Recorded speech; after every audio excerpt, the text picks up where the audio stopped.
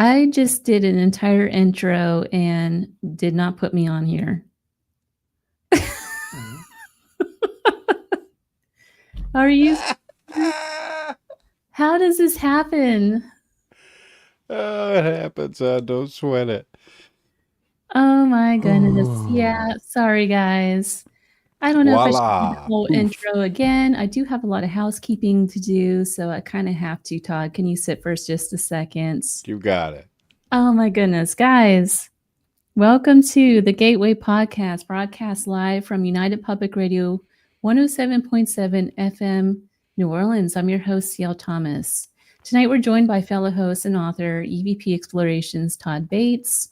I have a little bit of housekeeping I have to do first before we get into that. So you've been listening to Into the Night with Sean Kelly. He comes on again on Sundays at 5 p.m. Pacific. It's currently 78 degrees here in the Mojave. I hope that everyone had an excellent Samhain. I teamed up with some friends here in B-Town and passed out candy and went trick-or-treating, that sort of thing. I really scaled back. So I don't know about all of you guys. I really have done some changes with the paranormal, and I'm just really scaling it back. I've dropped a lot of stuff. If you notice, I'm kind of thinning out a lot of my social media, kind of stepping back a little bit. And with that, I kind of thought about dropping this show as well, but I'm not going to do that. I am going to actually change it up. So starting next week, I'm going to have all new guests. It's not going to be paranormal investigators. It's going to be, I'm going back to my roots where, when I first started this, it wasn't about paranormal TV shows and it wasn't about ghost hunting. It was more about exploring life after death. And that's what this show is going to turn back into being. And with that, it's going to be a lot of authors and people that can discuss haunted histories, mysteries, spiritual growth, real experiencers. It's not going to be guests that are circuiting the Paracons. They will be fellow authors and real experiencers that have been ignored over the years by those in the limelight. So a lot of changes coming my way. Eerie Expeditions magazine, I have to give a quick update on that. That's been tabled until 2026. I decided to make a lot of changes with that as well and move it out of the paranormal community for many reasons.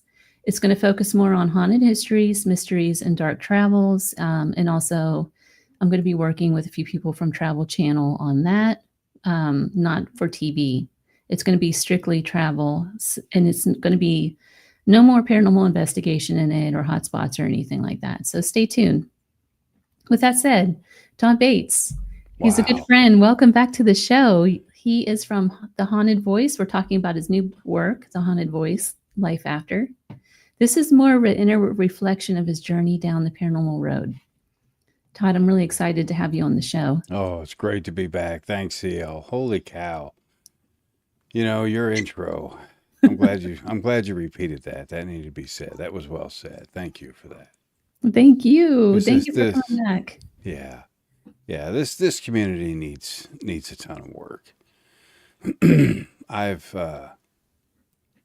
been doing this a long time, and I've seen some crazy things that this community's done. Nothing this crazy. It's just gotten to be where it's nothing but these people in the limelight. Yeah. Taking money. And, I like to create, and my purpose in this is about creation and spirit, self-development, spiritual development, and exploring life on the other side, life after death. I've had friends pass away. It's very hurtful. It's taken me years to get over some of that. Absolutely. And what happened to helping others? What happened to good old-fashioned community where we help one another solve a problem? The disconnect is unbelievable. The separation is unbelievable.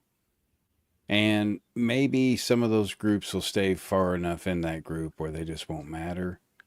But the ones that fight the good fight, the ones that are out there doing the legwork, the ones that are really studying, educating themselves, they're out there.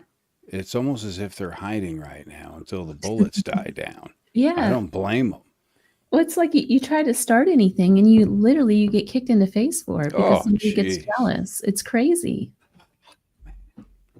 It's so crazy. It's the funniest thing, you know. It is, and the community's fickle. I made a post the other day, CL. It was crazy. Somebody accused me of self-promoting myself. Well, for the love of Pete, I'm a self-published author. I have to promote myself. It kind of comes with the territory, right? You write a book, you're supposed to promote your work. I don't know. But you know, it's funny because you can't do it, but then you have these paranormal celebrities that do it with everything. Yeah, yeah. Yeah, I don't understand. It's almost as if the community's lost sight of what a celebrity even is. You know, just because you were on TV, does that mean you were a celebrity? Does that mean you're well known? Does that mean you should be well known? Of course it doesn't. You got to work your ass off for that kind of stuff. You know, and to have it handed to a lot of people because they're a certain likeness or because they can sign a certain poetic license, what have you. It's sad that they take advantage of a community that's so poor. Okay, so if you're in this for the money, folks, leave. You won't find it. You just won't find it. I've been here 25 years. Trust me, it's dust. It's not something you can pick and choose.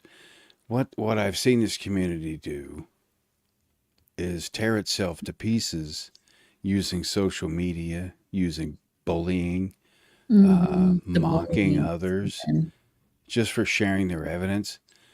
That's why I created a community where they can safely share their evidence. It's not ridiculed by any stretch of the imagination. It's welcomed, as it should. This community needs shaken. It needs lifted upside down, flipped. Some of these people just need to take a flying leap off a bridge, you know, and just go. And they know who they are. That's the oh yeah, thing. That's why I don't think they'll be here for long. there's a The, handful of them that need to just go ahead and go away already. mhm. Yeah, they'll be here long enough to collect the resources from it, get what they need, monetize, and then they're done. Um, and that's what's sad. This community that is supposed to be about seeking the truth of life after death has turned into a monetized showboat of cons, of deception, um, just complete ridicule from social media itself, YouTube especially. It's terrible over there. It's a virus.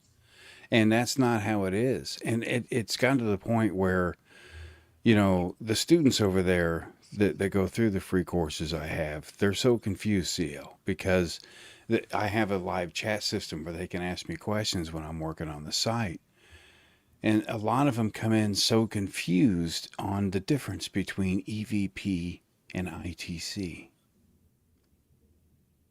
And that is something that is so uniquely different, yet uniquely the same. It's somewhat confusing. But just I a was quick, just, you know, it's funny that you mentioned that because I was just reading. There's a book I just read last night. I read a lot at night because can never sleep well. sure. So I read an entire book last night. This is what I do. It's Yeah. called Mediumship by Susan Barnes, and there's a whole chapter in there about the differences between EVPs and ITC. And I got to hand it to you. I didn't know it either. Yeah. I know what they both are, but I didn't know, you know, because I'm not Yeah. an investigator and that sort of thing.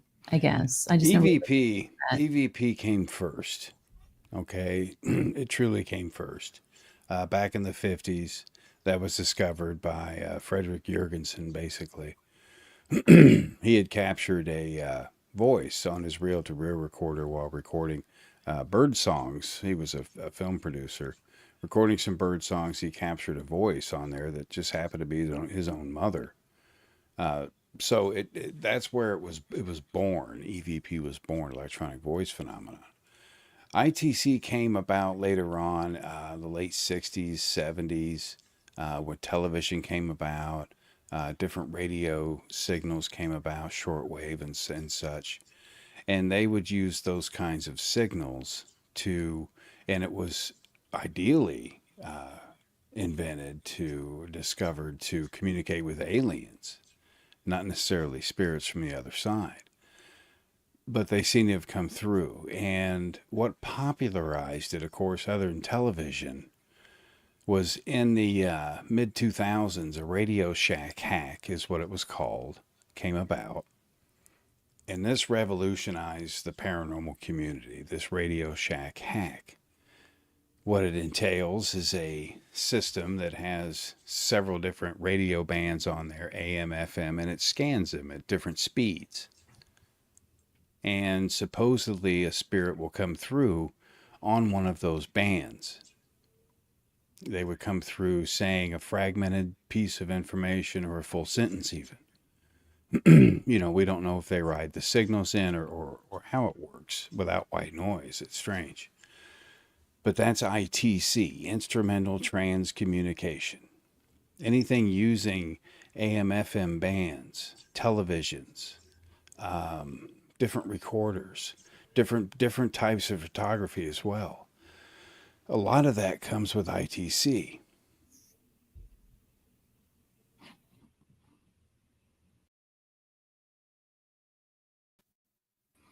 I'm really not sure what happened there. So sorry. I thought I talked too much. No, go ahead. Okay. I did something and it just. Hey. So, having some tech problems tonight. It's a full moon, guys. It's going to happen. Territory. Bound to happen. Continue what you were saying. I'm so sorry. So, I mean, that's your differences. ITC, your Ghost Box, your Radio Shack hacks, Frank's Box back in the day, Frank Sumption, one of the originals. That's a box too, definitely research. But the difference is electronic voice phenomenon, or EVP. You have to have a recording medium, such as a digital recorder or a cassette recorder, to capture it. Its conversation is more delayed, as to where ITC is real time. You'll have it right then, right there. Estes method, ITC. You have the Ghost Box, which is ITC, television's ITC. So with ITC versus EVP, you get less with EVP. However, yes, sir, they are. I'm afraid that's me. Yes, because there's a lot involved with the two, and it's an umbrella. We're under that umbrella. ITC has become larger than EVP. EVP used to be it. ITC was just kind of meh over here in the corner. Then it exploded with the Radio Shack hack and different devices that are made by people like Austin Maynard, for example. He's brilliant, this guy, brilliant developer. So those machines are used to capture, and they don't really capture unless they have SD cards. They're digital. Those devices are used to communicate with spirits in real time. An EVP machine, a cassette recorder, a digital recorder, those are going to be delayed conversations. But the EVP are going to be more credible, I feel. They're going to be a lot more clear and pronounced, especially on an analog device, magnetic tape. And people are going to pay more attention to one of those than they would something captured off a bounced AM signal that could be anything. It could be anything. Yet, an EVP could be anything as well. However, one is more credible than the other at this point. Well, Todd, I was really hoping to get into your book tonight and a little bit about you and your paranormal journey. Love to. Not to completely change the subject or anything. Love to. But your new work, The Haunted Voice, Life After. In a nutshell, what is this book about? Well, the Life After, it's a continuation of the Haunted Voice series. It's a 2-part series right now, working on a 3rd part. What it entails, it's an autobiography similar to most memoirs you guys read about, except my story is a little bit different. It's a lot different. And my story is one of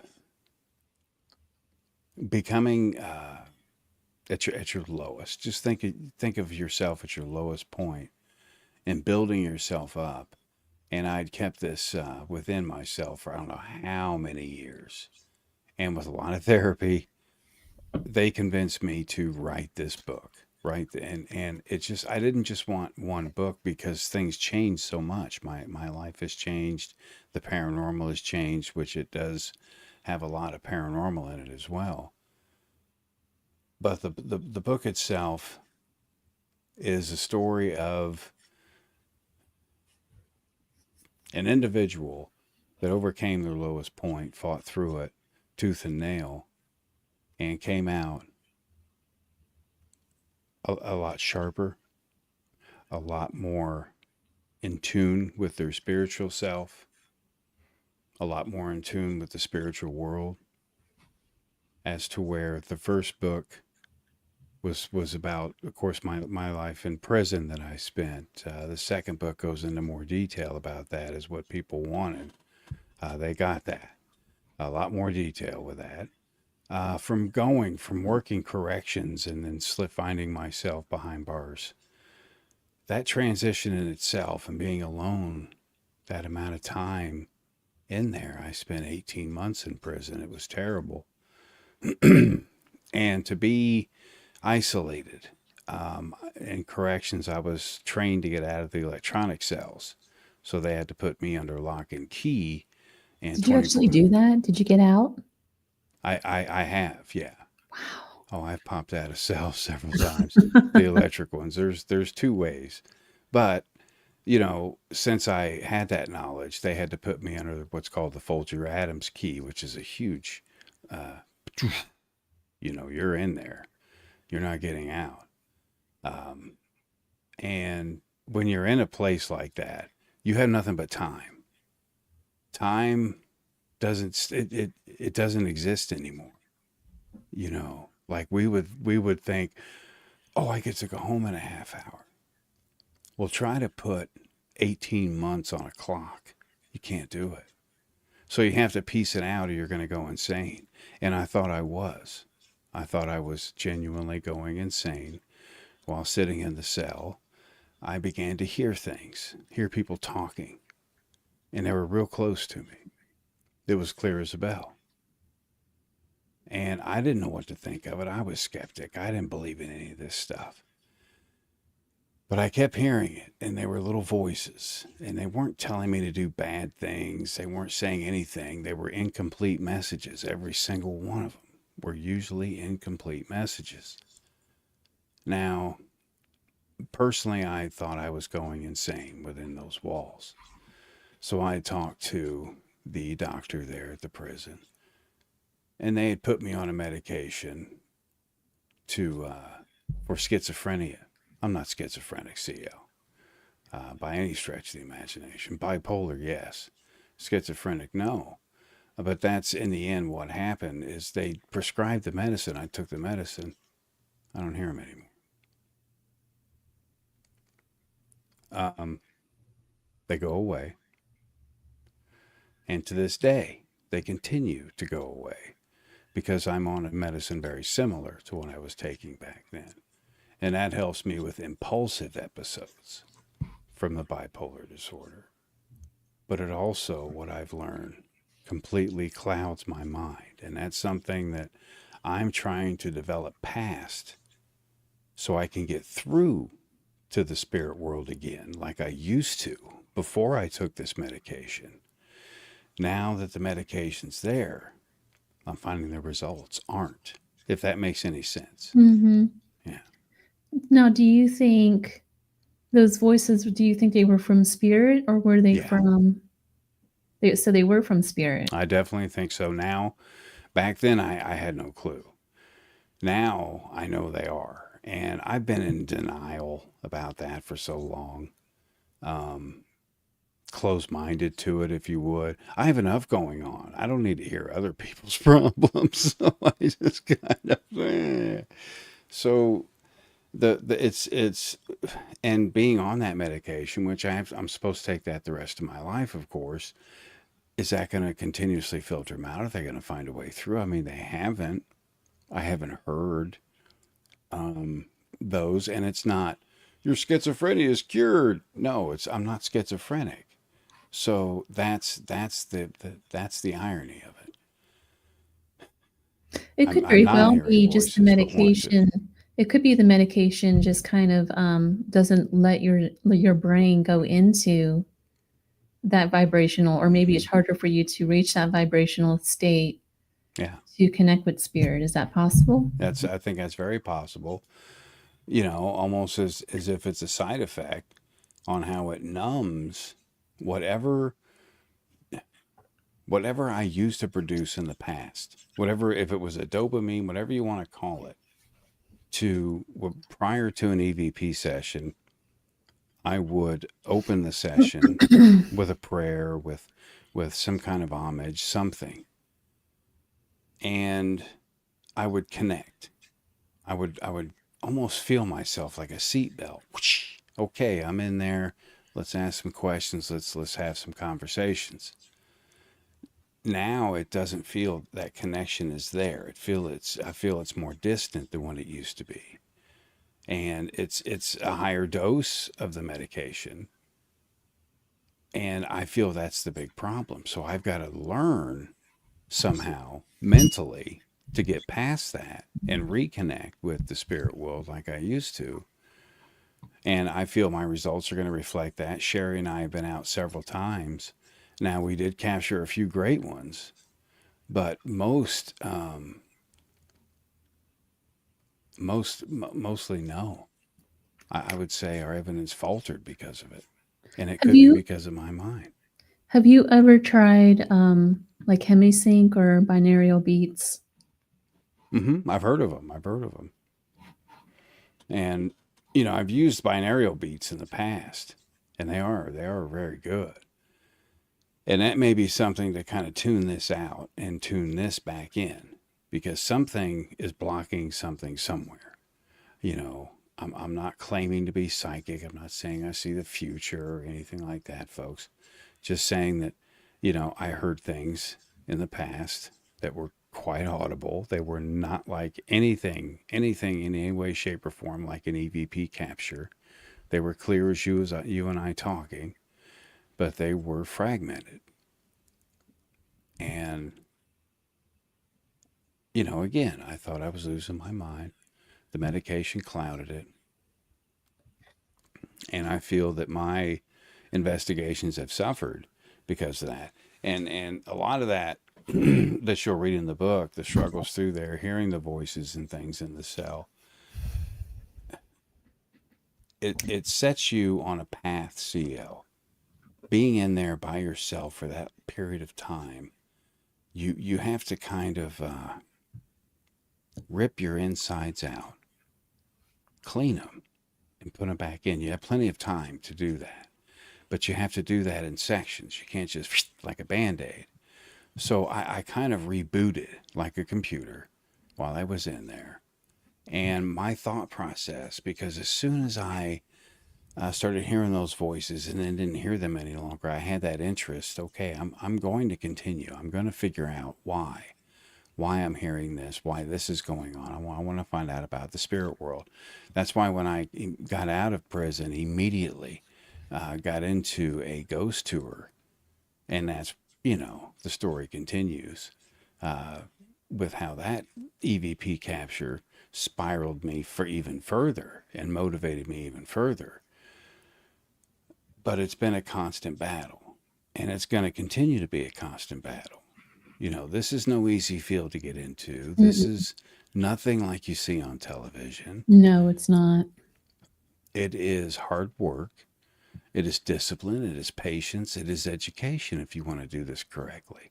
If you don't, and you just want to come in here for see how many likes you can get, to see how cool it is to do this and go out and do photo shoots, that's not the fun part of this, folks. Please leave the community. That's not why we're here.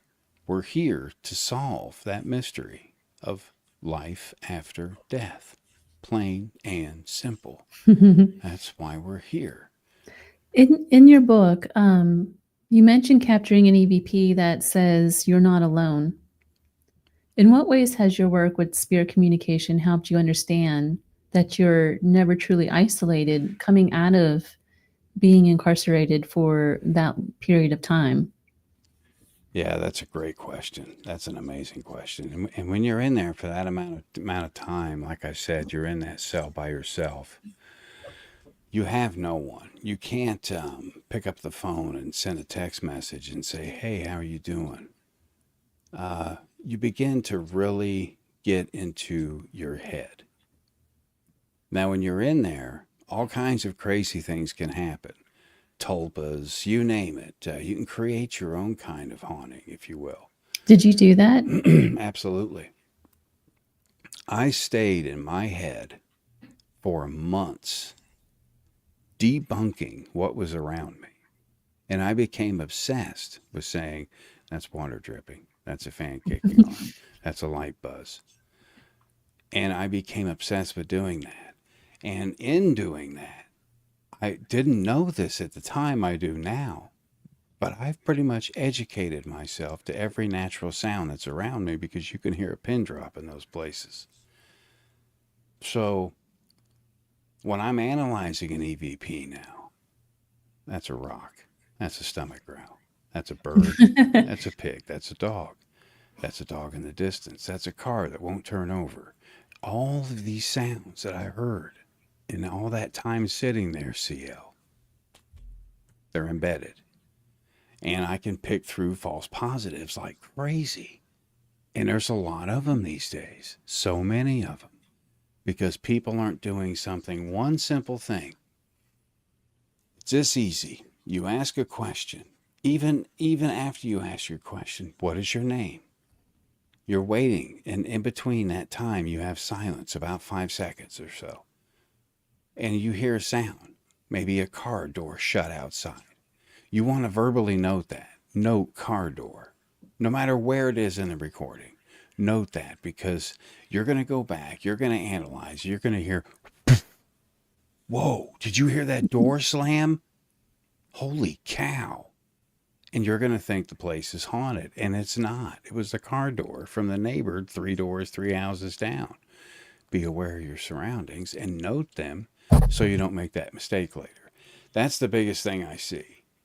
And it's so much, that's why it's so much fun doing this, is because you're going to sit there and pick apart your own evidence, and you should pick apart your own data. You can't sit there, capture a voice that you think says, I'm going to die in the barn tonight. And then you analyze it and it says, Johnny's going to die in the barn tonight. That doesn't mean it's a class A. Now, that's a class B because you had to alter it to make that Johnny come through. See? Now, if it was captured that way originally, then you could classify it as an A. And that's something that was developed years ago that's still used to this day and should be. I mean, sure, it needs some modification, of course, like everything else, but it's a great system. People stopped using it. They're just willy-nilly, check out this EVP I captured. Well, that's not an EVP because you're on a ghost box.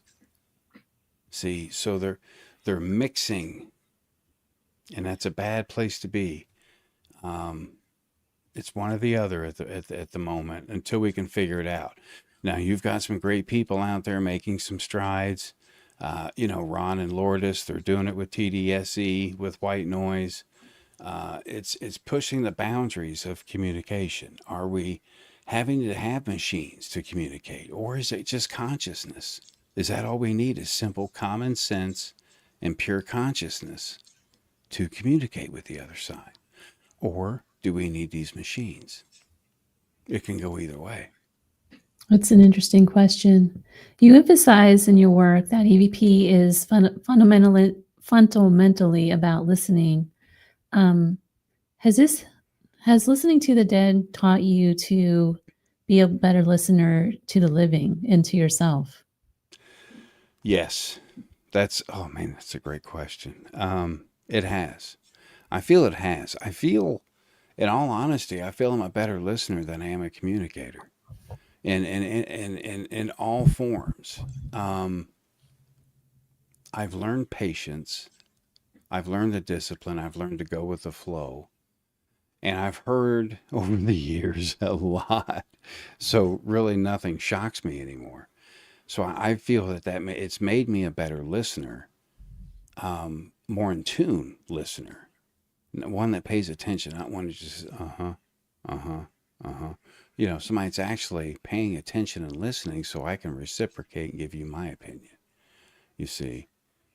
And I think that being alone all that time, it would change anybody. And it did, folks. You'll read in the book. It did eventually make me go insane. Um, but that's in there. You'll have to read that fun little story. 2 months in the loony bin. That was a good time. But I'm feeling much better now.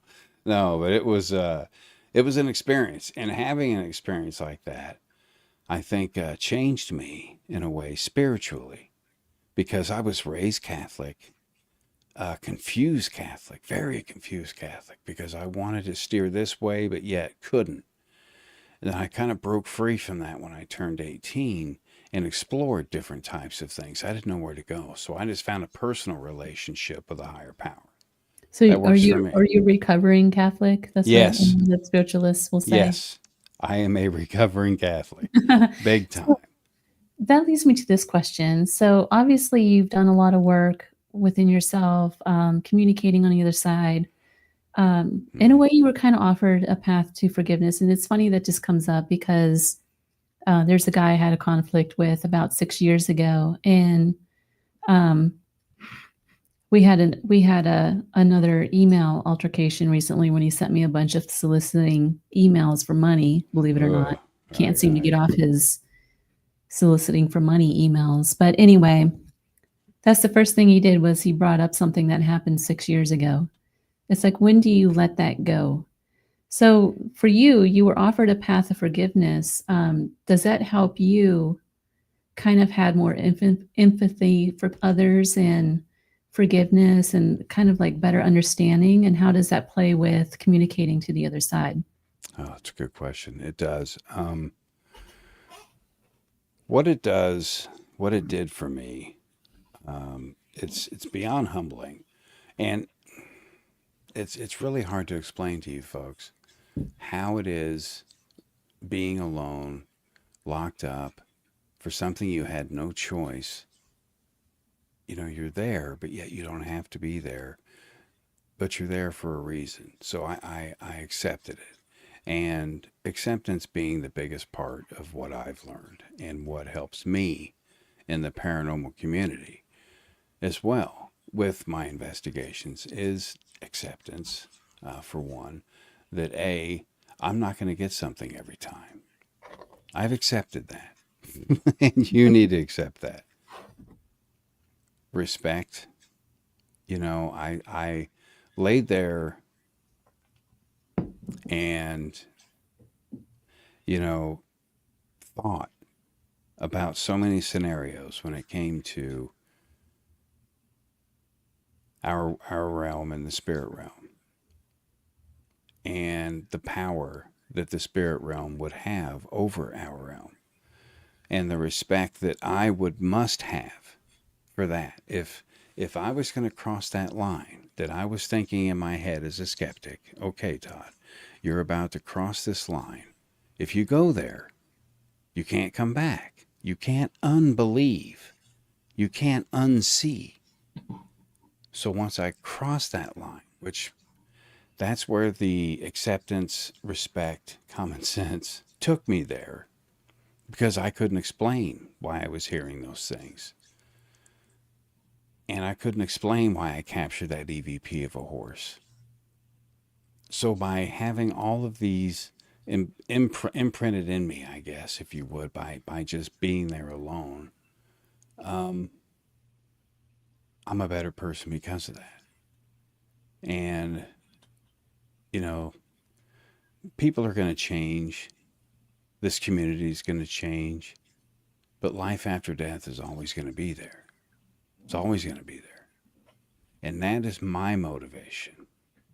I am trying to steer clear of what they're saying, and stay on that path. Because that's where the answers are that I need for me. You know, do I want you to also find those answers, CL? Absolutely. All these folks watching? Absolutely. But I want us to find them all collectively. You know, we've all chipped in to do the work. We've all done our part. Not just by mistake, but because we had to think through some of these scenarios that we're faced with. Some of these investigations we're put in. We're all put in these things for a reason, to figure them out. Most of us don't. We just grab the data and go. Stay there, collect it, develop a relationship with the place. You're going to get more and more and more. Use those things that are within you.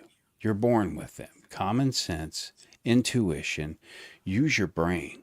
Okay, use your heart, use your gut. Go with your gut. Definitely go with your gut. My goodness, your gut is not going to steer you wrong.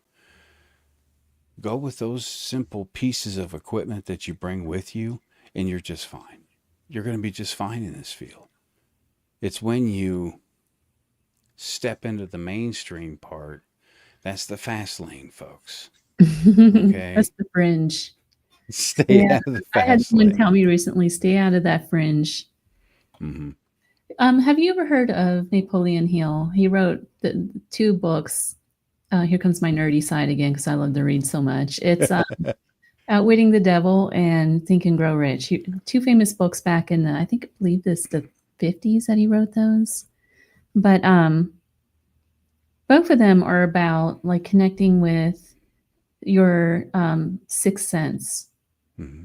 And to do that, it's really neat. And I talked to another radio host, Greg. You know Greg. Yeah. He actually did this experiment where, just like Napoleon Hill does, he calls in, I think it's like 8 different spirits, and he kind of visualizes them around the table. And it was spirits that he wanted to connect with to get guidance. So it was like, for Napoleon Hill, it was all of the top inventors. So it was like Tesla and a couple other people like that, for the sole purpose of connecting with them and getting guidance from them on a project that he was working on. I think Greg, for him, it was, I forget what he was doing, but it was something like, I know Abraham Lincoln was on that panel. So you're kind of creating a spiritual panel to connect with for spiritual growth. Is that something you've ever tried? Wow. It's kind of like a seance, but not really. Yeah, it's I have I have, and I have tried to communicate with so many. Edison, Sarah Estep, of course, and we still have our little code word. I've never heard her say it. You know, I've tried to connect, and it's almost as, and with mom and dad, I've tried it as well with them. It's a curiosity, and it's a motivator too. I mean, it really is, because you're like, okay, I've talked to them for 3 days now. They're bound to say something back, and they just may, but they may not as well. So you know, you have to, and it's not that, you know, that keeps you hanging on, because you do let go, you do grieve, there is closure. It's the EVP, the conversations, the delayed conversations, to get something from a loved one is not only closure, it's undeniable credibility to yourself that there is something after. Just hearing, you know, like if my mother were to record on one of my devices, like they did Frederick Jurgensen's, I would flip out if I heard my own mother's voice, because that would tell me undoubtedly there is life after death. There is something after we die, you know, because it wouldn't be residual. around here. It would have to be intelligent because she hasn't been around here. How does that work? I don't know. That's another show in itself. But just to have that kind of credibility it'd be astounding. That would seal all. For me, I'm not saying that would prove to the entire paranormal community that, spirits exist. For another quick example, I captured an EVP. It's on my website. It's called That's My Daddy. And that's a very special EVP capture of a little girl that the mother recognized as her little 5-year-old daughter that had passed prior to that. She'd passed away, and they recognized her voice. Of course, the mother starts crying. Then I start crying. Everybody's crying at this point. It was very emotional. And to have that kind of personal experience would be amazing. Like if I were to capture, and I haven't yet, a voice of a loved one or someone that I was really close to, that I could recognize that voice unmistakably, because it's going to sound different being captured on a machine. It's going to sound different. To recognize it would be amazing. It would be a breakthrough for myself. It really would. So that's what I'm after. That's what I'm constantly chasing, CL, is that kind of validation. That's the thing. We're all doing that. That's kind of like the haunted voice within that you're talking about. Yeah. We all are there. That's why we're in this, most of us. That's why most of us are in this field. We're looking for something that validates what's after death. Yeah, and the book goes into that more in depth on how it developed into my search, my journey through electronic voice phenomenon, and trying the different facets of the paranormal, and just finding a place with EVP and an acceptance with EVP. And I go into, also in the book, there's a step-by-step process on how to analyze it. Using software, step by step, how to upload it to your computer, all kinds of stuff. Because there's so many questions I've gotten over the years. People, they find, for example, they'll find cassette recorders in secondhand stores. They can record on them, but they don't know how to get that up to a computer to share it. Well, there's a free course over on the website now that tells them step by step how to do just that, how to hook it up to your computer, digitize it, send it on its way. So there's help out there now for people that need it. I didn't have it when I first started. I didn't have it. What is that website? EVPExplorations.com. It's EVP Explorations with an S.com. And it's all free of charge. Every bit of it is. There's 29 courses up there. All paranormal based, every single one of them, from paranormal ethics to EVP 101 through 103, paranormal 101 to 103, even how to use a Ouija board properly. Everything is on there, 29 of them. And there's a master course at the end that you take. In each one, you get a certificate of completion, except for the master course, you get a fancier certificate. I mean, that's hard work, going through all those. And there's so many people on there learning right now. There's one, she took 4 days, took them off work, and she completed all the courses. And she got the master course. And it's a start. It's a step in the right direction. It's free, and it is a way to learn. It's a way to come into this field, learn something. I'm not saying it's the only way, folks, or even the right way for that matter, but it's a way that worked for me for years. And I have learned, and I've made so many mistakes that I've learned from. Holy cow, have I made mistakes out there. That's the thing. That's the thing about life. We all do, and we're supposed to make those mistakes. We're here to have to. Mm-hmm. That way you learn. Yeah. I had to learn those things. I had to get through it.